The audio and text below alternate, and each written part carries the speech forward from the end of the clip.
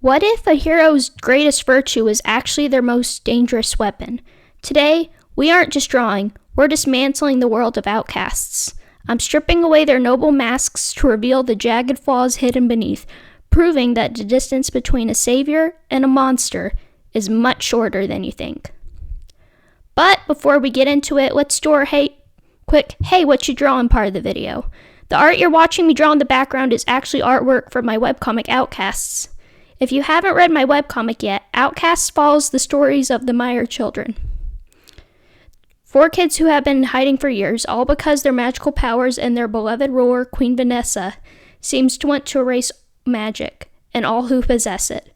If that sparked your interest and you want to learn more about the characters, you can check out my webcomic Outcasts for free on Tapas and come join my Patreon for exclusive content. Links to both are in the description below.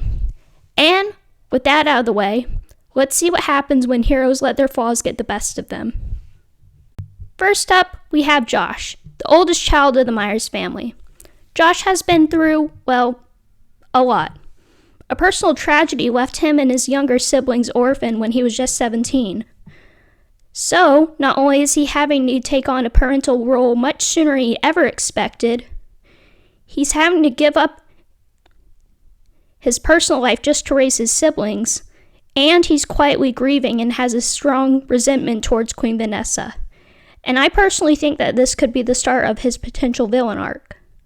Josh is one of the first characters we meet in the webcomic, but looking at his flaws, I would say that something that drives his actions a lot is fear, especially fear of the unknown. We even see him go to drastic measures to keep his family safe. But think about this. What if he went too far? Picture this. Shortly after the personal tragedy occurs, Josh just can't shake the grief and anger of his parents being gone.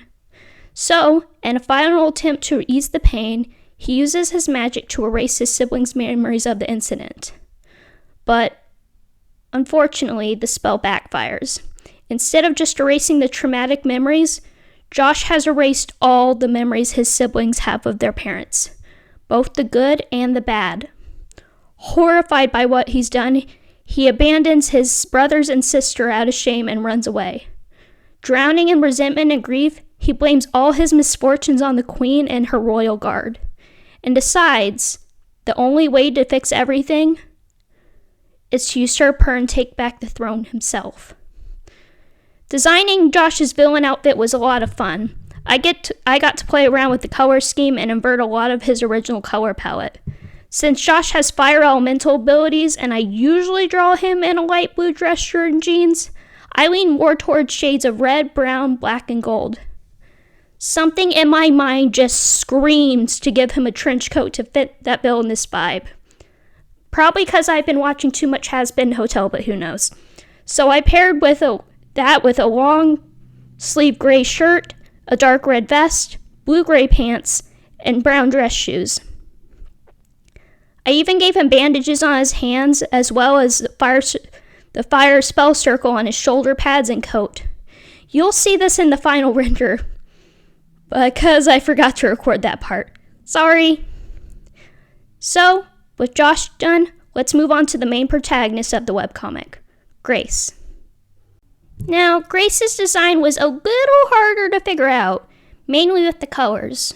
Since she usually dresses pretty casually, usually she wears jeans, a pink t-shirt, and a green jacket, I knew I wanted to go more feminine with her design and clothes.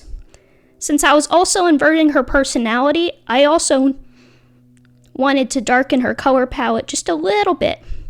And this is where I struggled quite a bit. Because, if you don't know, Grace has water elemental abilities, so the most obvious choice would be to incorporate various shades of blue. But I want this design to visually contrast her heroine's appearance. In the end, this is what I landed on. A dark gray button-down shirt with a purple shawl over her shoulders, black fingerless gloves, a long dress-like skirt with gold trim, and light gray pants underneath, a brown belt, and black boots. And since we don't get to see Grace with her hair up a lot in the webcomic, I thought a low off-the-shoulder ponytail would suit her. When it came down to her weapon, I decided not to go with the trident because it was giving me a lot of Percy Jackson vibes, and instead just gave her a silver spear with blue ribbons on the end. I think it came together pretty well, but what do you guys think? Now, when it came to Grace's villain arc, I'm gonna be honest, I had no idea what to do, because she and Josh suffered the same personal tragedy. Their brother and sister, their parents are gone. But then I realized, what if Grace took it in a different direction? She decided not that the queen needed to be usurped, but that magic needed to be gone. Magic was the reason her family was gone. It's the reason that the personal tragedy happened. It's the reason of everything bad that's ever happened to her. It's the reason she's in hiding with her siblings. And that's what really took it and made it click all into place for me. Think about it.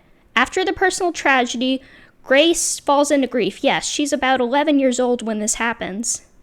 But then she realizes magic is at the root of all our problems. It's the reason we're in hiding. It's the reason that we can't leave the house. It's the reason that mom and dad are gone.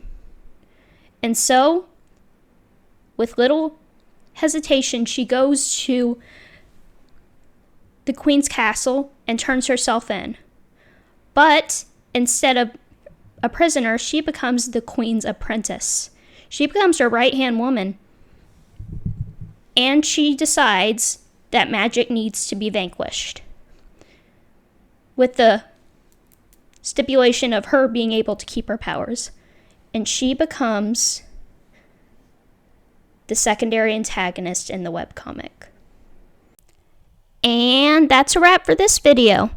A special thank you to my Patreon members. You guys are the absolute best. Thank you so much for supporting me in the making of my webcomic Outcasts and my artistic journey.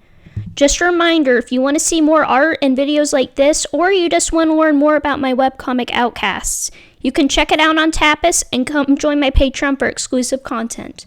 Keep creating, and I'll see you all in the next video. Bye!